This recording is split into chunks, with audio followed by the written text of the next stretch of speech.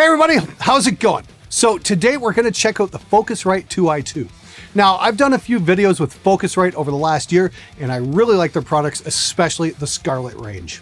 I think they offer serious capability for not a lot of money. The 18i20 and the Octoprix Dynamic are great. So I asked my friends at Focusrite if they could send me the 2i2 because I know there are a lot of these out there, and I wanted to see for myself just what it could do.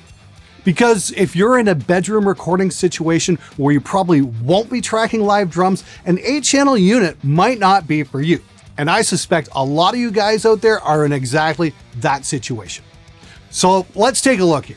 It's a 2-channel interface. It has 2 mic preamps, which also double as line level inputs. So that means you can hook up a mic for something like voiceover, or you can plug in a left and right output from a keyboard into it. There's a little toggle switch on the front to choose between line level and instrument level, which is what you want to use, say, if you're direct recording a guitar and you want to play through an amp sim or something like that.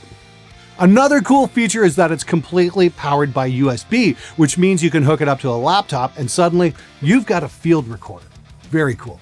I would definitely want to use one of these things for gathering sound effects or for a dialogue recorder on a film set.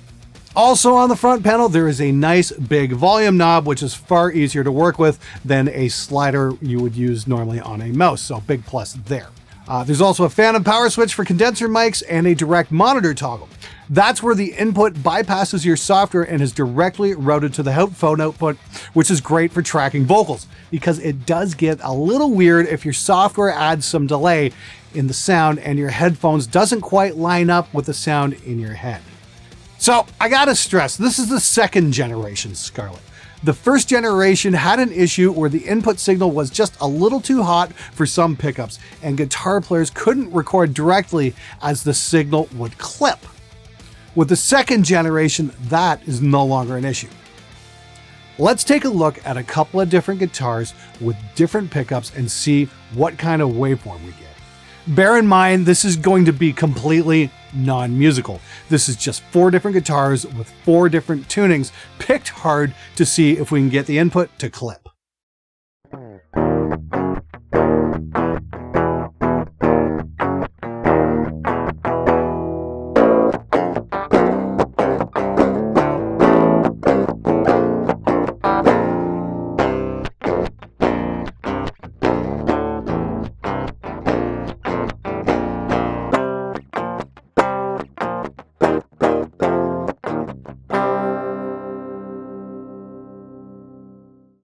Yeah, it doesn't seem to matter. Active, passive, there's plenty of headroom. So you guys who are considering the Scarlett can buy with confidence that it won't shear off your guitar signal.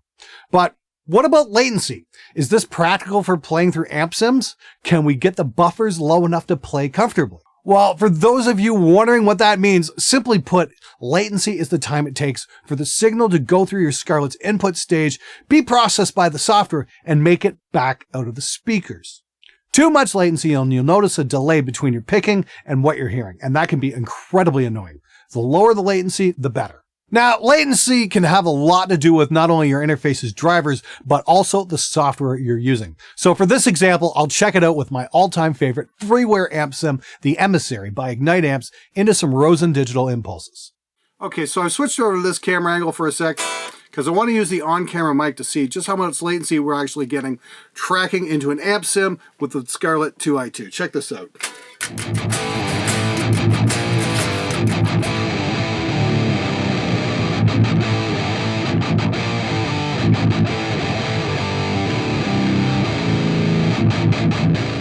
Okay, yeah, not too bad at all. I managed to get the latency down to the lowest settings, 16 milliseconds, without any glitching.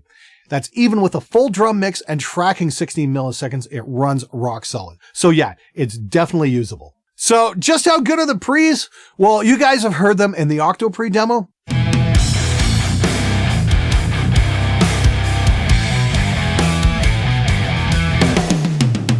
And the 18i20 demo.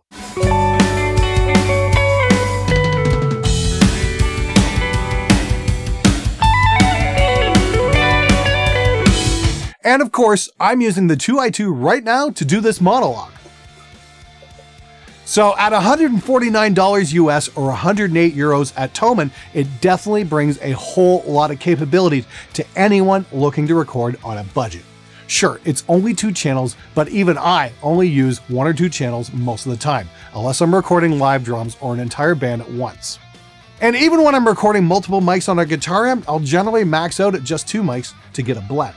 The 2i2 also comes bundled with a ton of software to get you started, including Pro Tools First and a whole bunch of plugins. So if you're looking to record and don't know where to get started, the 2i2 is a great unit to call your first interface. You can check out the link in the description below.